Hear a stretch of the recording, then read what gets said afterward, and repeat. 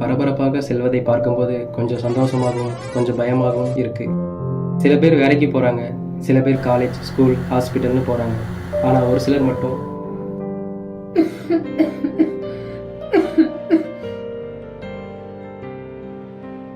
பாட்டி, இந்தா பாட்டி மாத்திரை. நான் போயிட்டு 1 மணி நேரத்துல வந்துடுறேன். சரிம்மா, பத்திரம் போயிட்டு வா. சரி பாட்டி. ஓ இதானே, சரி சரி. அதனால தாங்க முதியோர்களை பார்க்க நாங்களே போறோம். அண்ணா, ட்ரெஸ்ல இருந்து வரேங்கண்ணா. உங்களால முடிஞ்ச உதவி தேங்க்யூ. அக்கா சொல்லுமா. ட்ரஸ்ட்ல இருந்து வரேன்.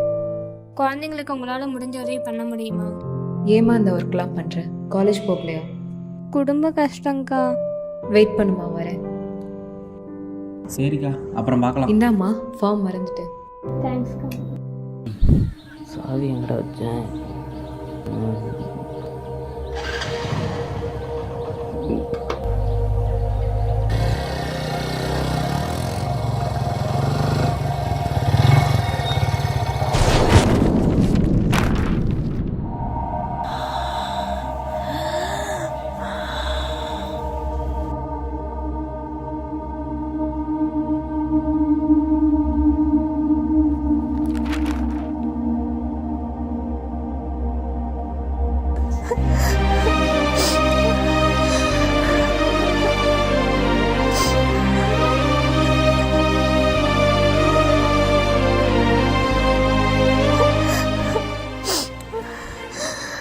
நீங்க பாரு, இந்த பாட்டி அழுதுட்டு இருக்காங்க. சரி, நான் போய் கேட்குறேன். பாட்டி, என்னாச்சு பாட்டி? ஏன் அழுகுறீங்க? என்னன்னு சொல்லுங்க. இந்த பொண்ணு எங்கேயோ பார்த்த மாதிரி இருக்குல்ல? பாட்டி, என்னாச்சு பாட்டி? சொல்லுங்க பாட்டி. நாங்க இருக்கோம், சொல்லுங்க பாட்டி. பாட்டி, நாங்க முதியோர்களுக்கெல்லாம் விழிப்புணர்வு கொடுக்கறதுக்காக வந்திருக்கோம். பாட்டி, நீங்கள் அழுகிறத பார்த்தா ரொம்ப கஷ்டமாக இருக்குது. உங்களுக்காக தான் நாங்கள் முதியோர் திட்டத்தை பற்றி சொல்ல வந்திருக்கோம். கஷ்டப்படாதீங்க இப்படி, நாங்கள் இருக்கோம்.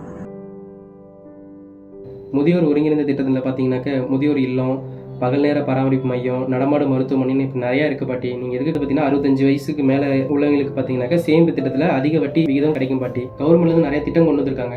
நாங்கள் இப்படி முதியோருக்கெல்லாம் உதவி பண்ணுறது தான் பாட்டி நாங்கள் வந்திருக்கோம். ரயில்களில் மூத்த குடிமக்களுக்கு சலுகை கீழ் படுக்கைக்கான முன்னுரிமை, அவர்கள் பயன்படுத்த சக்கர நாற்காலிகள் வசதிகள் உள்ளது. உள்நாட்டு விமானங்களில் பொருளாதார வகுப்பில் கட்டண தள்ளுபடி மற்றும் விமானத்தில் ஏறுவது முன்னுரிமை வழங்கப்படுகிறது.